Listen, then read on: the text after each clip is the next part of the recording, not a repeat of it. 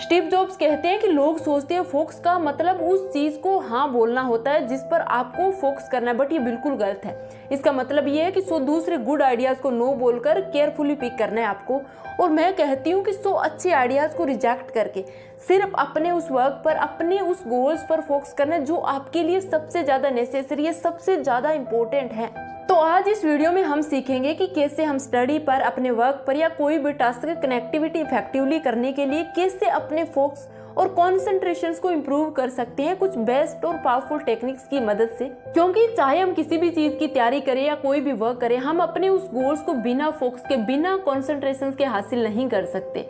यहाँ तक कि 2013 में माइक्रोसॉफ्ट द्वारा ह्यूमन अटेंशन स्पेन पर की गई एक रिसर्च से पता चला कि एक एवरेज इंसान का अटेंशन स्पेन, यानी कि बिना डिस्ट्रैक्ट हुए किसी एक काम पर फोकस और कंसिस्टेंसी मेंटेन करने की जो एबिलिटी थी, वो एक गोल्ड पीस से भी कम हो गई। तो आज के स्पेशल वीडियो में हम सीखेंगे कि कैसे हम अपने अटेंशन स्पेन और फोकस को इन 10 रूल्स की हेल्प से बढ़ा सकते हैं। और इन 10 रूल्स में मैं आपको बताऊंगी कि आप कैसे अपने कंसंट्रेशन लेवल को बढ़ा सकते हो एक ब्रिलियंट स्टूडेंट की तरह। अपनी स्टडी में, अपने काम में कम टाइम देने के बावजूद भी आप कैसे एक बेस्ट रिजल्ट पा सकते हो। सो रूल नंबर 1, सबसे पहले आपको ये पता होना चाहिए कि आपको क्या चीज डिस्ट्रैक्ट करती, क्या चीज आपको विचलित करती। देखो, ऑलमोस्ट सभी को ये तो पता होता है कि हमें किस चीज पर फोकस करना है, बट हम उन चीजों पर ध्यान नहीं देते जो हमें नहीं करनी होती। नॉर्मली लोग एक टू डू लिस्ट फॉलो करते हैं और उनसे एक स्टेप आगे जो प्रो एक्ट लोग हैं, वो टू डू लिस्ट के साथ ही नो टू डू लिस्ट भी फॉलो करते हैं। यानी आपको अपने पेपर शीट पर एक लिस्ट बनानी है। आपको पढ़ाई करते समय या कोई भी काम करते टाइम क्या क्या चीज आपको डिस्टर्ब करती है। अभी आपके फोन की नोटिफिकेशन हो सकती है, बीच में थोड़ी देर कोई वीडियो देखना, या आपके आसपास के लोग, व्हाटएवर जो भी है, आपको उन सब डिस्टर्बेंस चीजों को एक लिस्ट के अंदर नोट डाउन करना है और सॉल्यूशन निकालना है कि आप इसे कैसे अवॉइड कर सकते हो। और जब आप स्टडी या ऑफिस का कोई भी वर्क कर रहे हो तो उस वक्त आपको वो सब चीजें नहीं करनी है जो आपने नो टू डू लिस्ट में नोट डाउन की थी। यानी डिस्ट्रैक्शन लिस्ट में आपने जो भी चीजें नोट डाउन की उसको आपको अपने माइंड में रखना है। आपने सुना होगा कि ज्यादा ही बेटर होता है ज्यादा काम करना या ज्यादा देर तक स्टडी करना, जो कि एक मिथ है जिसे डोकी वर्क भी कहा जाता है। देखो, प्रोडक्टिविटी को आसान भाषा में समझा जाए तो प्रोडक्टिविटी का मतलब होता है कि कम टाइम में इंपॉर्टेंट कामों को फोकस के साथ एक्टिव होकर करना, जिसका रिजल्ट भी फिर आपके हिसाब से आए। अगर आप ज़्यादा टाइम तक काम करने या स्टडी करने में बिलीव करते हो तो आपको आपकी फिजिकल और मेंटल एनर्जी दोनों को बैलेंस करने में प्रॉब्लम होगी। अब मैं यहाँ पर आपको आलसी बनने के लिए नहीं कह रही हूँ, बट मैं ये कह रही हूँ कि आप एक सही टाइम पीरियड के अंदर ज़्यादा से ज़्यादा रिजल्ट लाओ। सिर्फ वही काम करो जो आपके लिए सबसे ज़्यादा इंपॉर्टेंट है। देखो, हमें अपनी लाइफ के हर काम, हर टास्क बहुत इंपॉर्टेंट लगता है, बट आप 80-20 प्रिंसिपल्स का यूज करो, मल्टीटास्किंग मत करो। देखो, स्टडी में तो आपको भैया बिल्कुल भी मल्टीटास्किंग नहीं करना है। यहाँ तक कि वॉरेन बफेट रोज टास्क 1 लिस्ट में लिखते हैं और उन टास्क के अकॉर्डिंग उन्हें ABC महत्व देते हैं और फिर BMC को काट के सिर्फ A प्रायोरिटी वाले को करते हैं। ऐसा करके आप भी अपनी मेंटल एंड फिजिकल एनर्जी को सेव कर पाओगे और जब आप दोबारा काम या स्टडी करने बैठोगे तो तब बची हुई एनर्जी आपको काम आएगी और आप स्टडी में उतना फोकस कर पाओगे जितना आप पहले कर पा रहे थे। हमारा तीसरा रूल है कि आप अंत में रिजल्ट क्या चाहते हो। देखो, किसी भी इंपॉर्टेंट टास्क को सीधा सोचकर डिसाइड मत करो कि मैं ये टास्क कितने घंटे करूंगा, कितनी देर करूंगा। चाहे आप स्टडी कर रहे हो या अपने ऑफिस का कोई इंपॉर्टेंट काम कर रहे हो, बट ये देखो कि आप जब वो काम करके उठोगे तो आपको एग्जैक्टली रिजल्ट क्या चाहिए और जो रिजल्ट आपको चाहिए वो आप इस टास्क ब्लॉक के अंदर कैसे अचीव करोगे। 1 से 2 घंटे तो भैया कोई भी बैठकर काम कर सकता है, पढ़ सकता है, बट उन घंटों में फोकस इफेक्टिव 100% अपने वर्क पर होना सबसे ज़्यादा इंपॉर्टेंट है ताकि हमारी मेहनत का हमें उसी टाइम रिजल्ट मिल पाए। एक स्टडी में पता चला कि प्रैक्टिकली और अचीव प्लान सेट करके हम हमारे रिजल्ट को अचीव करने के चांस 42% बढ़ा सकते हैं और इसी हिसाब से रिजल्ट आने की वजह से हमारा फोकस उस काम पर लग जाता है क्योंकि हमें पता है कि हमें कितने टाइम के अंदर कैसा रिजल्ट मिलेगा। रूल नंबर 3 के बाद है rule number 4, flow states. Flow states एक ऐसी स्टेट है जहां आपके आसपास क्या हो रहा है, क्या क्या डिस्टरबेंस है, फिर उससे आपको फर्क ही नहीं पड़ता। आपका सारा कॉन्सेंट्रेशन और फोकस सिर्फ अपने काम पर होता है। देखो, ये फ्लो स्टेट बोरिंग और एग्जाइटी के बीच का स्टेट है, जहाँ जो चीजें आप कर रहे होते हो वो आपको बोरिंग नहीं लगती और ना ही उसमें आपको डर लगता कि ये कैसे होगा और कब होगा, ऐसा बिल्कुल भी आपको नहीं लगता। बट क्या आप फ्लो स्टेट उस एक्टिविटीज में, उस काम में पा सकते हो जिसमें आपको ऑलरेडी बहुत ज्यादा इंटरेस्ट है? देखो, ये स्टेट काफी प्रैक्टिस और उस प्रैक्टिस को हैबिट बनाने के बाद ही आपके अंदर आती है।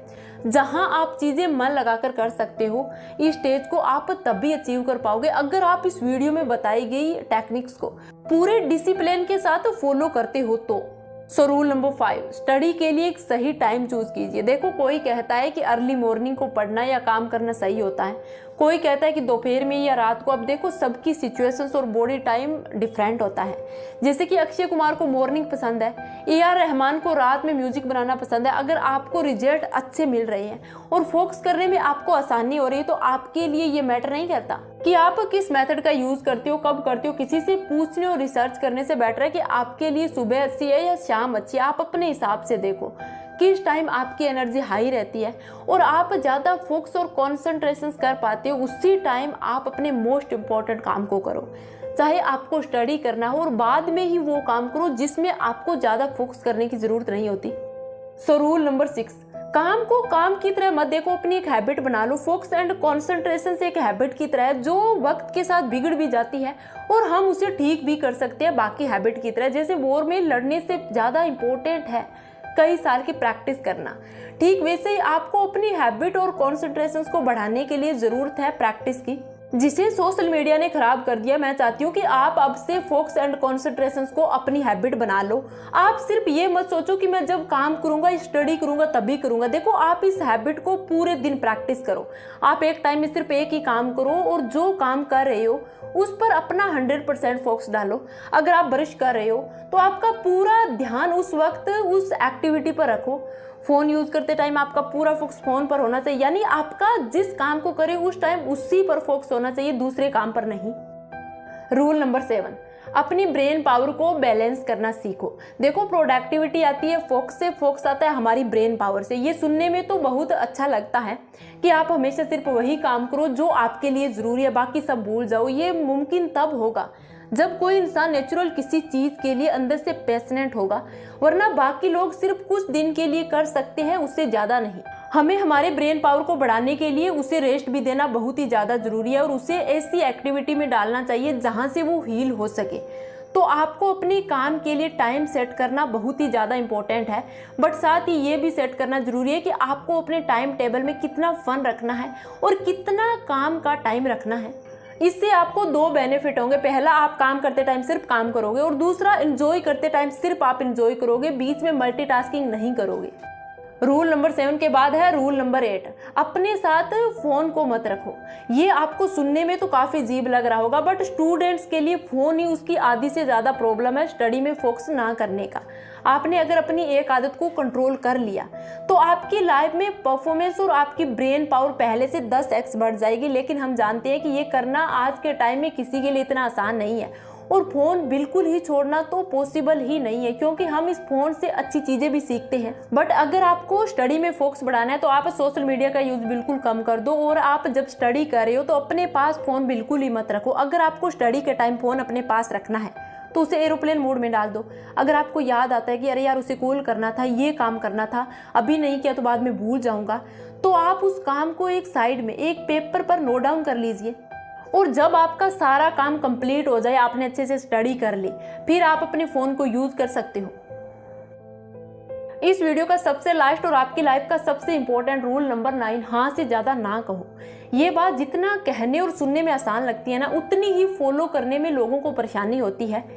यहाँ यस का मतलब है आपको ये देखना है कि आपको किन कामों में किन लोगों को यस कहना है और किन को नो बोलना है। फॉर एग्जाम्पल, अगर आपने शाम को 5 बजे स्टडी का या कोई काम करने का टाइम डिसाइड किया और आपके फ्रेंड्स का कॉल आ जाता है और वो बोलता है कि चल आज शाम को 5 बजे हम चलते हैं, एक नई जगह चलेंगे और हम लोग वहाँ पे मजे करेंगे, तो आपको लगेगा कि यार अगर मैंने उसको नो बोल दिया तो उसको अच्छा नहीं लगेगा, वो बुरा मान जाएगा। तो यही तो चेक होता है कि आप अपने काम को लेकर, अपनी लाइफ को लेकर कितने सीरियस हो।